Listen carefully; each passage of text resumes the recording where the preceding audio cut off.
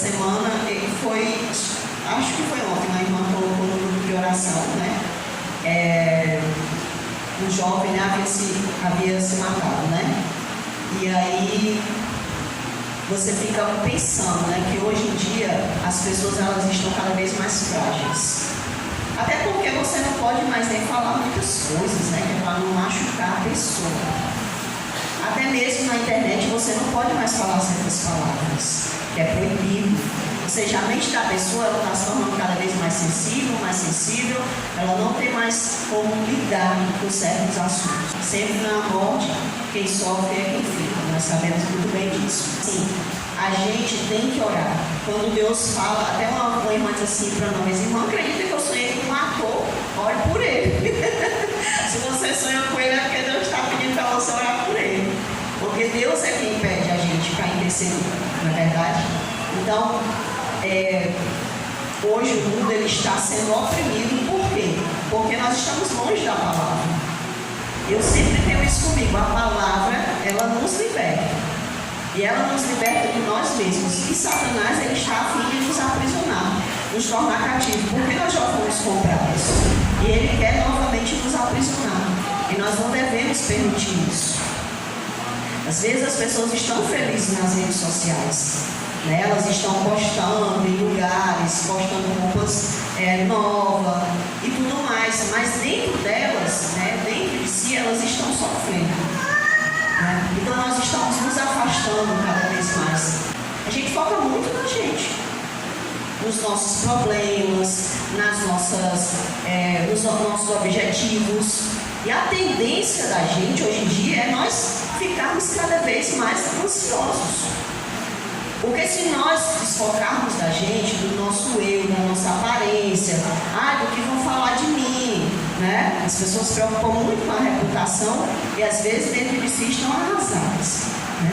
Então a gente tem que ser verdadeiro. Sabe, você nunca vai poder resolver um problema se você não for verdadeiro com você mesmo. Se eu não for verdadeira comigo mesma, eu não vou resolver o meu problema. Se eu não admitir que eu tenho uma fraqueza, aquela fraqueza nunca vai ser vencida. Por quê? Porque eu não estou sendo sincero. Então, hoje o nosso problema é que nós estamos muitas vezes focando em nós e preocupados com o que os outros vão achar. E isso afeta até na nossa vida com Deus, a nossa adoração com Deus. E muitas das vezes ela tende a não ser verdadeira. E é um perigo muito grande. Hoje em dia o mundo ele está passando por esse processo. E eu vou dizer uma triste realidade. Isso vai piorar. Porque o Senhor havia dito, ele disse que na expectativa das coisas que haveriam de vir, muitos iriam o quê? Desmaiar de pavor. Alguns iriam desmaiar de pavor, mas outros vão entrar numa situação a ponto de tirar suas vidas. Porém, nós não precisamos tirar nossas vidas. Porque a coisa mais maravilhosa que existe, irmãos, é viver. Ainda que debaixo de dor. Nós devemos agradecer. Satanás, ele quer que você seja ingrato. Quer que você diga assim: olha, a minha vida não presta. Ai, meus pais não prestam. Meus pais não olham para mim. Eu sempre digo, eu já falei até aqui, que se eu fosse, claro, o Senhor tem me ajudado. Ele tem me amadurecido. É um processo. E se eu fosse, né, eu sempre dizia para o meu irmão, quando ele chegava bêbado, drogado, aí ele ia botar a culpa em todo mundo, né?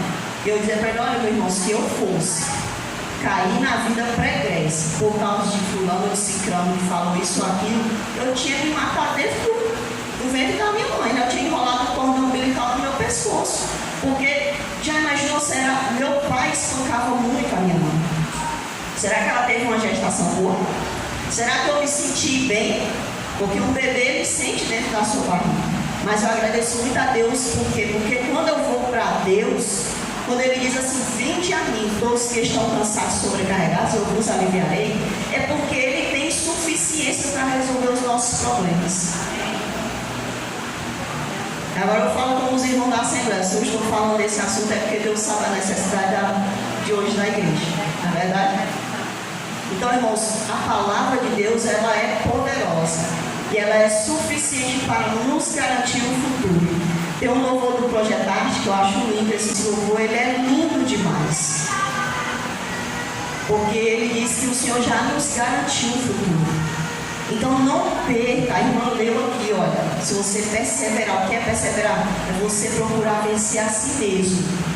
Se eu procurar vencer a mim mesmo, se eu perseverar nessa luta com o meu eu vou receber o maior de todos os presentes, que é um dia ver face a face o Senhor. Parece uma irrealidade, parece uma coisa falsa, mas ele fala tanto da volta de Jesus que parece uma coisa comum, não é verdade? Mas é real, irmãos. Hoje eu levantei porque Deus permitiu, mas eu agradeço muito a Deus, porque apesar, irmãos, das dificuldades, o Senhor tem nos mantido vivos, para que um dia possamos contar a vitória do Senhor, porque o Senhor é fiel e justo. E aqui na palavra do Senhor, no livro de 2 Timóteo 2, verso 15, Paulo, ele criou o seu filho Timóteo na fé. Foi uma luta muito grande, não foi fácil, irmãos. Mas aí Paulo, ele continua motivando a Timóteo. E eu vou dizer uma coisa aqui para essa igreja, irmãos. Não vou falar isso aqui porque os irmãos me convidam para me cantar aqui ou pregar aqui. Eu vou falar porque eu vejo sinceridade nisso do cuidado com as crianças. Eu vejo um cuidado muito grande, um zelo, e falta muito isso hoje em dia, né, nas igrejas, esse zelo, esse cuidado.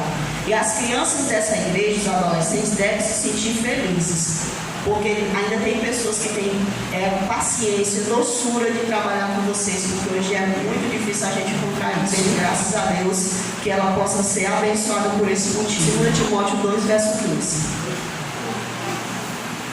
Eu não vou orar, irmãos, porque a oração da irmã já é bastante. Vamos ver. Procura apresentar-te a Deus aprovado, como obreiro que não tem de que se envergonhar, que maneja bem a palavra da verdade. Olha, irmãos, aqui diz, é um conselho para cada um de nós, que nós devemos procurar estar aprovado, apresentar-se aprovado por Deus. Primeiro ponto para que a gente possa nos apresentar aprovados por Deus é procurarmos a Ele com sinceridade. Olha, Senhor, eu sei que através da tua santa palavra eu vou ser salvo, né? Eu vou ser liberto do meu pecado, mas eu não tenho prazer de ler a tua palavra. Eu nem entendo. A gente tem que ser sincero com Deus, porque é a carta dele para nós, é o diálogo dele muitas das vezes conosco. Então eu tenho que ser sincero, eu já tenho que chegar sendo sincero com o Senhor. Senhor, eu não consigo, eu não tenho prazer, me desfoca a atenção. Então, para eu me apresentar, provar diante de Deus, eu tenho que ser sempre sincero com Deus. E ele diz que devemos ser obreiros aprovados, que não tem do que se envergonhar. Todos os dias o inimigo que conheceu nossa vida no passado, ele vai tentar o quê? Trazer vergonha a nós. Olha, mas tu é isso, tu faz aquilo, tu já fez isso. Ele vai tentar nos acusar. Mas aí a gente corre para quem? A gente corre para Cristo. A gente lembra do que Jesus fez por nós. A gente sabe que o sangue do Senhor Jesus vertido na cruz nos garantiu. Então, para eu ser um obreiro aprovado, eu tenho que ser verdadeiro com Deus e com os homens, comigo mesmo e com os homens. Lembra da oração do filho pródigo? Pai, pequei contra os céus e contra ti, né? Ele pecou contra Deus, ele pecou diante dos anjos que faziam ali o relatório, e os anjos estão conosco, relatando tudo que a gente faz e o que a gente não faz. Pequei contra os céus e contra ti. Então nós devemos procurar ser obreiros aprovados. Eu tenho que procurar ser sincero com Deus, não porque a irmã está me vigiando, a irmã está vendo ela lá na minha rua. Eu tenho que procurar ser sincero porque ele é sincero comigo. A minha amizade, a amizade dele para comigo é sincera. Então eu também devo ser sincero para com ele. Porque nessa amizade eu vou ganhar. ninguém perde sendo amigo de Deus. Mesmo que ele perca a vida, ele não perde. Porque eu não sei quantos aqui já leram o livro, o livro dos mártires. Acho que é esse o nome, o livro dos mártires. Se você for ver, irmãos, a maioria do que quando aconteceu ali o mártir deles, você não vai ver eles, Senhor, por que eu estou passando por isso na hora que eles estão morrendo? Não, é sempre louvando, é orando, né? Um dos mais cruéis foi John Hus, né? Ali a história conta que não só mataram ele na fogueira, mas também, se ele estivesse vivo, chamaríamos de linchamento, o que fizeram com ele. Mas mesmo assim, John Hus não foi morrer se lamentando porque um dia serviu a Jesus. Sabe por quê? Porque eles passaram pela mesma experiência que Estevão. Quando estavam apedrejando Estevão, a Bíblia diz que Estevão olhou para o céu e viu a Jesus Cristo. E eu acredito que aquela glória do Senhor fez ele suportar aquela dor. Aquela dor não foi nada, né? E ele pediu perdão por eles. Então, irmãos, eu não estou dizendo aqui que a gente não vai passar por dores, né? Eu não posso garantir isso. Mas o que eu quero dizer é que ninguém perde servindo e sendo amigo do Senhor. A gente não perde. A gente perde se a gente deixar de ser amigo do Senhor. A palavra de Deus, ela é soberana. Ela nunca vai perder sua validade. Muitas pessoas confundem o que a irmã White falou.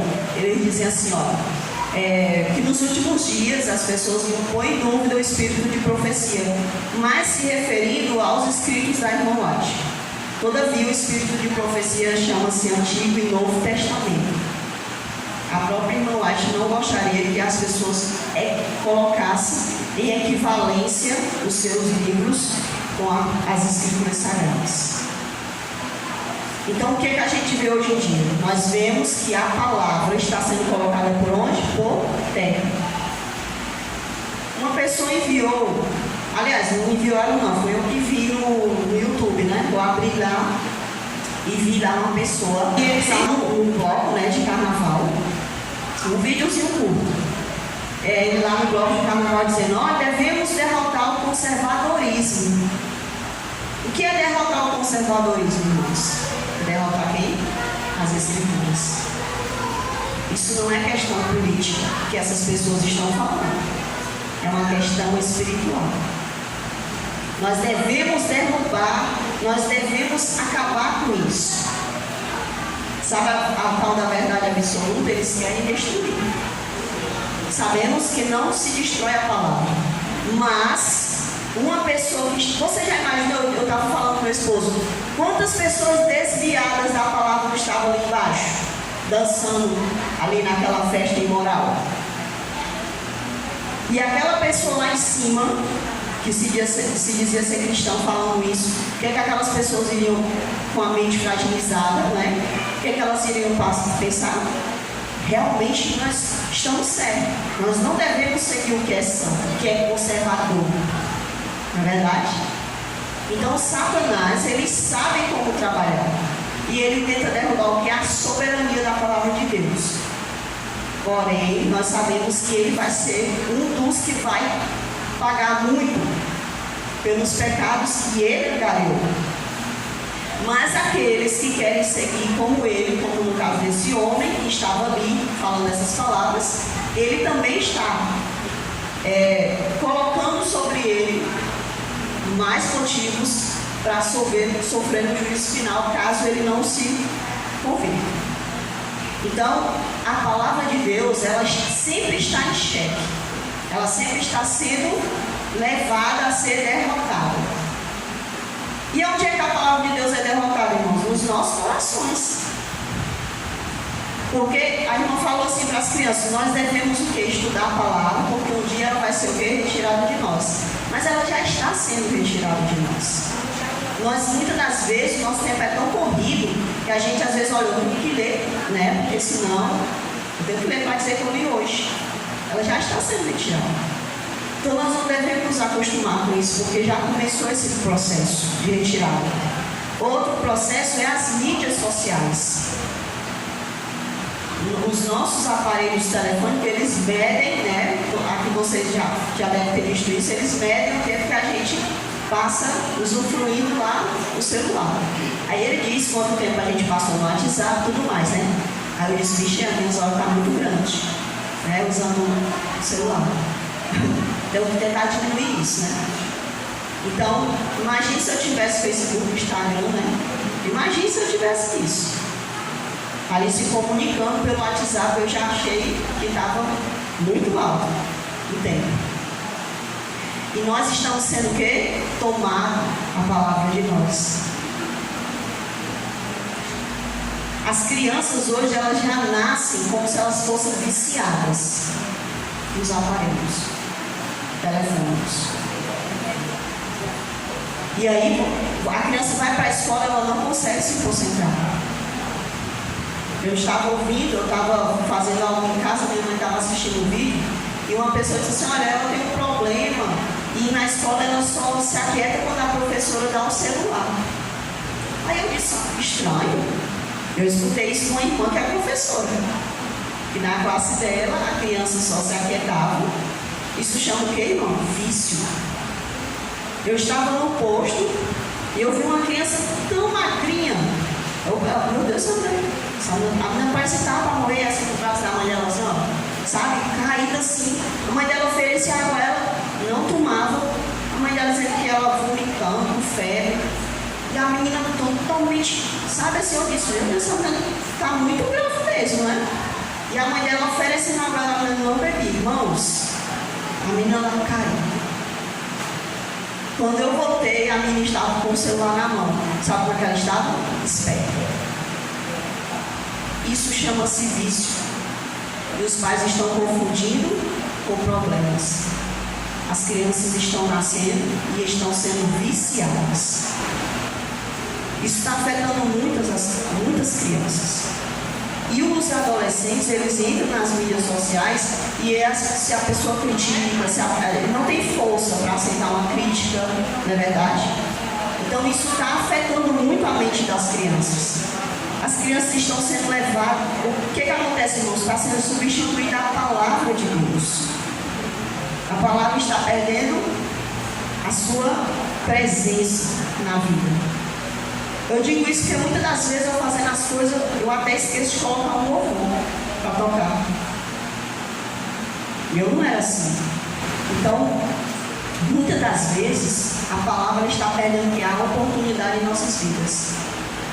E nós, não é, a irmã não vai chegar para dizer assim, olha, não, eu que tenho que fazer. É uma responsabilidade minha. Nas crianças é diferente. Porque a gente vai ter que usar de muita criatividade. Porque a palavra perdeu o sabor para as crianças. Contar uma historinha, né, irmãos? Então, Timóteo, muitos pensam que Timóteo era velho, não, ele era um jovem.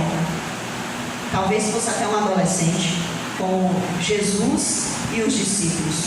Porque os discípulos, eles eram adolescentes, eles não eram velhos, como a gente acha. Já Pedro era o mais velhão, né, de todos, mas nós sabemos que os outros, eles eram um pouco mais jovens. Então a palavra, ela tem perdido essa capacidade, não porque ela não tem poder, mas porque nós estamos tirando o poder dela. Irmãos, e a palavra, ela se renova. As pessoas acham que a reforma aconteceu. Eu achei interessante essa revista falar isso, sobre a reforma. Porque eu ouvi o pastor falando, e eu achei um absurdo ele falar isso. Porque ele diz assim, muitas pessoas estão com a síndrome de Lutero, querendo fazer reforma. A palavra de Deus, ela é viva. Ela não é algo que ficou para trás. E todos os dias ela está nos chamando a uma reforma. E se eu vejo algo que não está dentro da palavra, eu também vou ter que viver nessa reforma. Então a palavra, ela é viva. Ela é viva e ela é eficaz. A palavra do Senhor diz em Mateus 24:35: passará o céu e a terra, porém as minhas palavras não passarão. Porque o Senhor é eterno e a sua palavra é eterna. Então, todos os dias é momento de nós reformarmos. Justamente na medida em que a palavra de Deus foi recebida e observada, ela impressionará com sua potência e tocará com sua vida toda fonte de ação, toda face do caráter. Purificará todo pensamento e regulará todo desejo. A palavra, ela tem poder. Eu digo isso, irmãos, porque quando eu era criança, eu não tenho vergonha de falar isso, porque isso aqui serve de testemunho e para que os pais até vigiem seus filhos. Não é vigiar, ficar obcecado, né? Que a criança vai se sentir incomodada, a pessoa obcecada ali, vigiando ela direto, né? Mas quando eu era criança, meu irmão, ele tinha revistas pornôs. Toda criança é o quê? Curioso, não é verdade? E uma pessoa que diz assim, não olha ali, o que é que faz com a criança? Desperta o sentido da criança. Porque o certo é você explicar as coisas às crianças e não só proibir. Só tem um que diz não faça e você não precisa nem saber o que é Deus. Porque quando eu diz não, é não. E isso causa um dano na mente das pessoas. Mas eu louvo muito a Deus, por isso que eu digo, o Senhor, Ele é Deus suficiente para nos livrar de todo e qualquer pecado. Não importa qual seja o pecado, Ele é suficiente. Se eu me entregar a Ele, Ele vai me libertar. E o Senhor, Ele foi me livrando daquelas imagens que eu via quando eu era criança, porque a imagem ela impregna na sua mente. E isso, irmãos, traz demônios para a vida das pessoas. E nós devemos vigiar, porque hoje em dia, irmãos, as crianças têm algo móvel nas suas mãos. A criança está ali brincando, de vez em quando você tem que dar uma disfarçada assim, sabe? Posso nem dizer que as crianças já sabem que os pais vão disfarçar. Mas os pais têm que vir, têm que vigiar. Às vezes até mesmo em grupos de escola. Não sei se vocês viram o caso de um professor que estava mandando imagens de nudez para os alunos. Né? Porque, irmãos, todo canto tem gente que se aproveita para fazer o que não presta, não é verdade? Então, a palavra, ela pode nos libertar de qualquer pecado. Qualquer pecado, não importa qual seja. Seja que for adultério, pornografia. Se a pessoa pratica o ato da masturbação, não existe pecado que Deus não possa libertar. Se a gente for amigo de Deus, Ele nos liberta. Mas se eu fingir que sou amigo de Deus, Ele não pode fazer a obra completa em mim. A canção até dizia, né? Faz a obra, né? Tem uma música da Fernanda Bru que eu acho muito linda, que diz assim: quem começou a boa obra é por mim, né? Aquele que venceu a morte é por mim. Eu acho lindo esse louvor, porque Ele começou uma obra de salvação na tua vida e na minha vida, e Ele pretende completar essa obra. Mas para Ele completar a obra, é necessário a palavra. A palavra é necessária nas nossas vidas. Quando a gente acolhe a palavra, ela tem poder. Quando o ser humano se acha em ligação com Deus, aquele inabalável propósito que guardou José e Daniel entre a corrupção das cortes pagãs para a sua vida possuir imaculada pureza. Daniel, José, também Josué, se não me engano, José, Daniel. Você não vai nem ver Daniel se abalando com o negócio de paganismo. Porque ele tinha um elo com o Senhor. Ele orava mesmo quando certo que não era para orar. Porque a palavra era viva na vida dele. Vamos abrir aqui a passagem que está João 6,63. O Espírito é o que vivifica, a carne para nada aproveita. As palavras que eu vos tenho dito são Espírito e são vida. As palavras do Senhor, elas nos dão vida. Salmo 119, verso 11 diz: guarda a tua palavra no meu coração, para não pecar contra ti. Se a palavra estiver no meu coração, eu não vou correr o risco de pecar contra Deus. Porque quando a gente peca, só quem sai no prejuízo somos nós.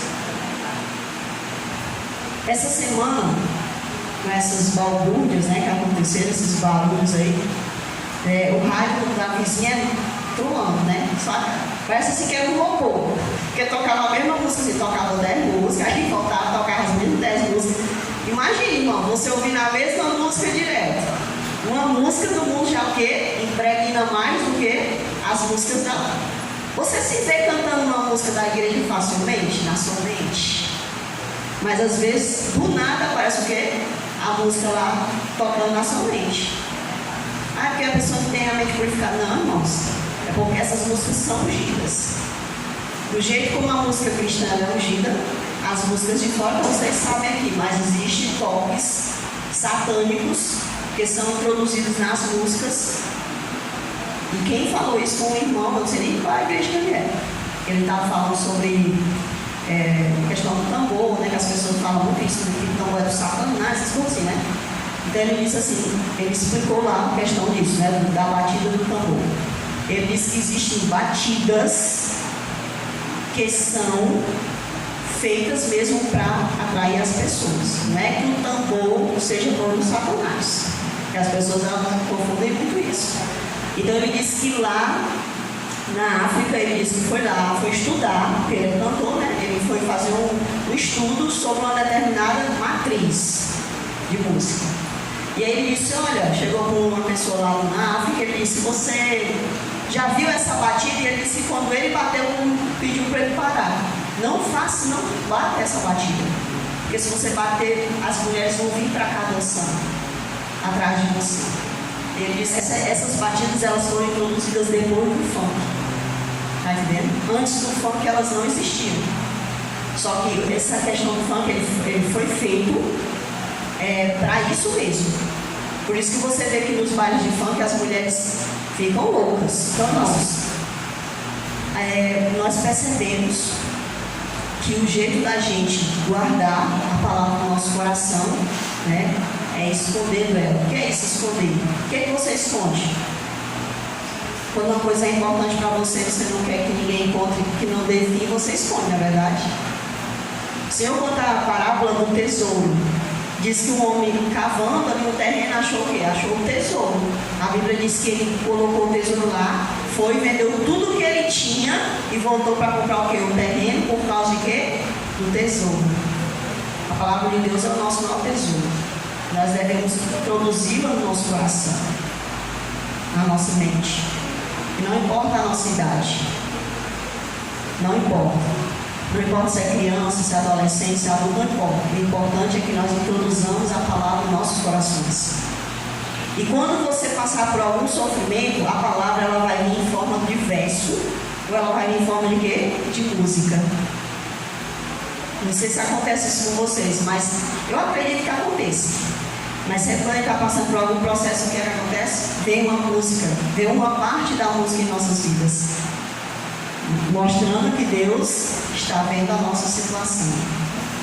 Então devemos esconder a palavra no nosso coração, porque a palavra ela tem poder, ela é suficiente. Vou virar aqui a parte do palavra no coração dos irmãos. Não estou me baseando pela palavra, pela revista não, porque senão ia ser muito grande, irmãos? Vamos ler só mais um verso aqui, irmãos, para que possamos finalizar. Porque estas pôs no coração o propósito de buscar a lei do Senhor, cumpri-la e ensinar a Israel os seus estatutos e os seus juízos. O que é que ele propôs no coração dele? O que eu e você também devemos propor? Colocar a palavra no nosso coração, viver essa palavra e também repassar essa palavra. Como é que a gente repassa a palavra? Só abrindo a boca? Através do nosso viver. um dos maiores meios da gente passar a palavra é vivendo. Ninguém precisa. Você é o maior testemunho da palavra. Quando eu e você vivemos, essa palavra ela se torna viva na vida de outra pessoa. Porque a palavra, como diz lá em Hebreus, ela é o que é importante, é como uma espada cortante. Ela vai nos dividir de quem nós éramos antes e vai colocar a pessoa que nós devemos ser hoje, quando a gente conhece a Cristo. Ela também vai nos fazer representar Cristo para as outras pessoas, seja através dos nossos pensamentos, porque os nossos pensamentos, irmãos, é uma luta para a gente. Se a gente não estiver vigiando no Senhor, a gente, que é isso? Eu não sou um cristão não é verdade? Então a gente tem que procurar viver a palavra. Não é fácil, irmãos, mas não é impossível. Nós devemos ser sinceros com Deus. Devemos procurar viver os propósitos de Deus. E se importar com os outros.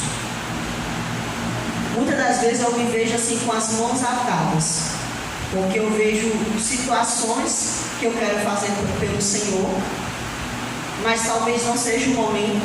Porque Ele tem o momento de todas as coisas. Lidar com vidas. O Senhor não vai nos obrigar a estudar suas escrituras. Isto é algo que devemos entender. Devemos amar ao Senhor. Pois nunca amaremos a carta de alguém que não amamos. Quando a gente ama alguém, a gente fica ansioso para esperar algo dele, uma mensagem, uma carta. A gente fica ansioso, não é verdade? E Deus, Ele é assim. Ele já escreveu essa carta. Não a desejaremos receber, abrir e ler, sem amarmos o autor dela. Primeiro, devemos primeiramente amar o autor da carta. A carta de amor não surge do nada, mas do coração de alguém que de fato ama. E Deus já provou, há muito tempo atrás, que Ele amou muito a mim e amou muito a você. Ele já provou isso. Muitas das vezes parece assim que a gente é duro quando a gente está falando. Às vezes eu me sinto assim, sabe? Parece que quando eu estou falando, parece que eu estou tipo assim, exigindo, né, a aula da igreja. Mas não sou eu. A palavra de Deus, ela exige isso de nós. Ela exige que nós sejamos assim. Porque se nós não exigirmos arrependimento uns dos outros, de nós não vamos acolher salvação. Não vamos acolher a salvação em nossas vidas. É necessário que haja um arrependimento.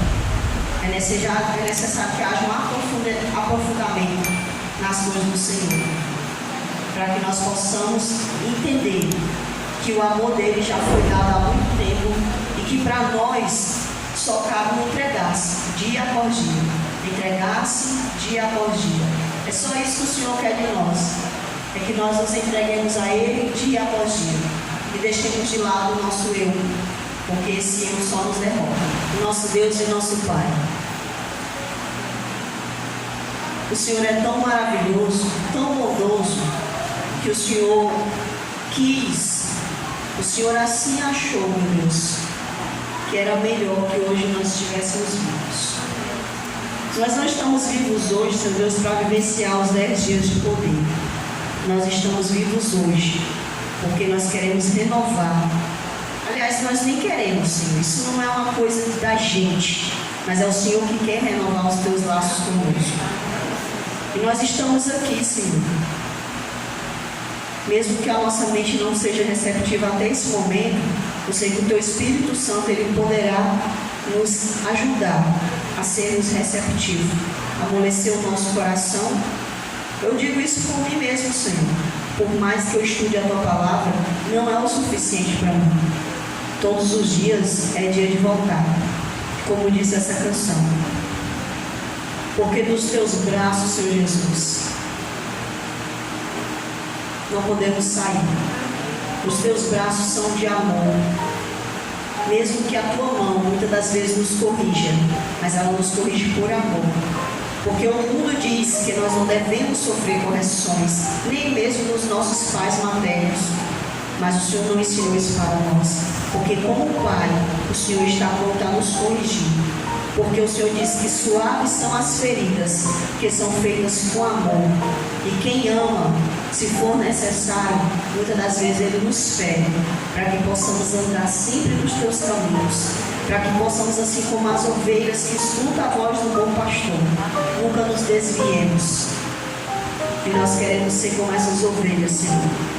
Assim, com essas mãos unidas, que o Senhor possa emitir em nós a tua unção, o teu poder, Senhor. E como igreja possamos vencer individualmente, coletivamente, para a tua e para a tua glória. Hoje a tua igreja, meu Deus, aqui nesse bairro, que ela seja um refletor de luz para o Senhor Jesus, espalhe sua luz até as outras pessoas que moram ao redor desse lugar, moram ao redor de cada membro dessa igreja, Senhor. Que os nossos atos, nosso falar, nosso pensar, que tudo venha para a honra e a glória de Deus. É isso que eu te peço desde já, em teu santo e maravilhoso nome. Amém, Senhor.